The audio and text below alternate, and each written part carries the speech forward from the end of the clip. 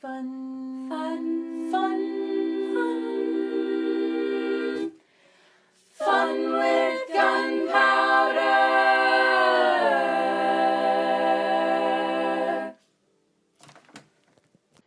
After a long day at school, I come home and my brother asks me an interesting question. How does fireworks even work? How does gunpowder work? Why does that happen? Interested, I research gunpowder the next day and find that one of its main components is KNO3. This is the structure of KNO3, also known as potassium nitrate, or informally saltpeter. At room temperature, potassium nitrate is a solid and appears to be a white to grayish powder. And as you can see, it is an ionic compound with 3 oxygens and a resonating double bond between them.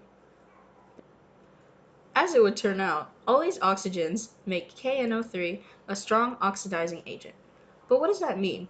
Let's first consider the following scenario. Here we have 2 friends, Ernesto and Trisha. Ernesto has $1, and being a good friend, he gives Trisha $1. That's simple enough. Let's go over the scenario part by part.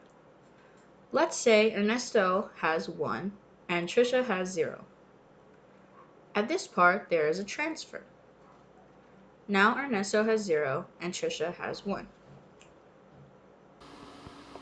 A reduction-oxidation reaction works the same way. Here one reactant has an oxidation number of 1, while the other has 0. I'm using these numbers to match our scenario situation that was given to us. However, in chemistry, we follow a specific set of rules to know what the oxidation number is of a species, often referring to the periodic table. After the reaction takes place, you can see that the first species has an oxidation number of 0, while the second has 1. These numbers expressing electrons show an electron transfer. A common mnemonic device that is used in chemistry is oil rig. Oxidation is losing and reduction is gaining. It's important to note that for this reaction, since we're thinking in terms of transferring electrons, that when we say gaining and we say losing, we're talking about negative charge. So if we look back to our example reaction, we can see that A gained an electron, which reduced it, while B lost an electron, which means it was oxidized. Curiously, if a species is reduced, it's actually an oxidizing agent. This is because it is what is causing the other species to be oxidized. But what about combustion? Isn't there an explosion? I don't know how this would cause fireworks. But in any case, it was time for me to go study with my friends. Okay, so then there's the log key, the partial coefficient. Hey guys. Oh hey, what's up? Hey, what's up? Well, my brother was asking me about gunpowder the other day, and so I found out about like KNO3, right? But when I did some research on redox reaction and I thought about combustion reactions, I couldn't really like connect it to the application. So I think I'm missing something. That's really interesting. We could look that up right now. So how do redox reactions and combustion reactions relate to KNO3? So if we look at the reaction for KNO3 and we assign oxidation numbers, we can see that N has a 5+ charge here and a 0 charge here, and carbon has a 0 charge here and a 4+ charge here and a 4+ charge here, as well as sulfur, which also has a 0 charge here and a 6+ charge here. As we can see from the reaction, there's no way an N5+ is equal to an N0 charge without the exchange of electrons. So as you can see in the bottom part of the board, we added electrons to the left side so that N5+ is equal to N0 charge. And we can also add electrons to the right side of the carbon and sulfur reactions so that the 0 charges can equal positive charges. And this is the completion of the redox reaction, and as you can see, 50 is equal to 32 plus 18. So in this reaction, KNO3 is working as the oxidizing agent because it reduces itself to oxidize other products. So why is that CO2 gas important for KNO3? Well, it gives the firework its lift and bursting charge. So the lifting charge is what propels the firework into the air. And the bursting charge is what makes it explode into the air and gives you the display that you see at a fireworks show.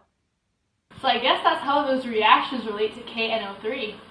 Wow, I never really thought of it that way. So that's what I was missing. That's really interesting. Yeah. I feel like nothing bad can come from gunpowder. It only brings joy, happiness, laughter. Well, actually, that's not true. Hello. This is a public service announcement about the fun of gunpowder. Gunpowder is one of the first explosives and propellants. The earliest record of the use of gunpowder is in the 11th century, and it's been used in weaponry since the 12th century. Since then, the knowledge of gunpowder was spread out by the Mongol conquest in the 13th century. Although gunpowder can be used for non-military purposes, such as fireworks, mining, and tunneling, it is also used in weaponry, such as guns and bombs. These weapons never stopped developing and continued to progress into the modern day as grenades, mines, and other explosives. The evolution of gunpowder weaponry came to dominate early modern warfare in Europe by the 17th century. The gradual improvement of cannons firing heavier rounds for greater impact led to the invention of forts and bastions in the Western world, because eventually traditional city walls and castles were no longer suitable for defenses. Gunpowder is most certainly not fun, but it is obviously something to be appreciated. Gunpowder spearheaded the development of these dangerous weapons, but it also led to the development of societies into the modern world. Just trying to bring up the societal context of the chemicals that we use. My dog, I have the oven. I'll see you guys Tuesday. Okay. So, do you want to get back to studying? Dude, I was just trying to talk about fireworks, man. I gotta go. Wait, where you going? Come back. We're inside study. I was just trying to teach everyone about chemistry. I don't know why they all left. I really need to study for this final, please! Said fun with gunpowder. I said fun with the gunpowder. Did you mean KNO3? Y'all ain't got nothing on me. I said fun with the gunpowder. I said fun with the gunpowder. Powder.